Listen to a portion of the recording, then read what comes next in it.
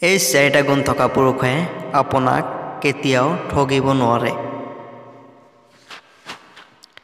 বন্ধু বান্ধৱীসকল, মানুহ দেখাত সকলো ভাল। মানুহ চাই আমি বুজিব নোৱাৰোঁ কোন ভাল কোন বেয়া। কিন্তু আমি আজি ক'ম মানুহৰ মাজত চাৰিটা ভাল গুণৰ কথা। এই চাৰিটা গুণ যাৰ মাজত আছে তেওঁ কেতিয়াও মানুহক ঠগিব নোৱাৰে। সেই চাৰিটা গুণ কি কি জানো আহক। গুণী। কিছুমান মানুহ সকলো সময়ত মানুহক উপকাৰ কৰি ভাল পায়।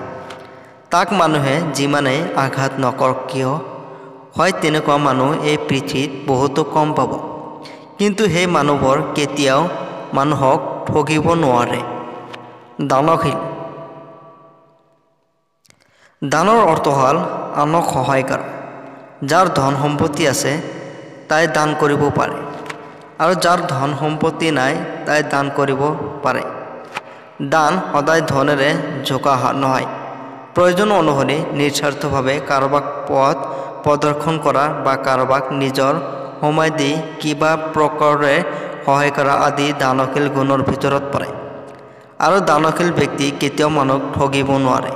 মৰমীয়াল। মৰমীয়াল মানুহ দুই ধৰণৰ। এটা হ'ল সঁচা মৰমীয়াল, এটা হ'ল মিছা মৰমীয়াল।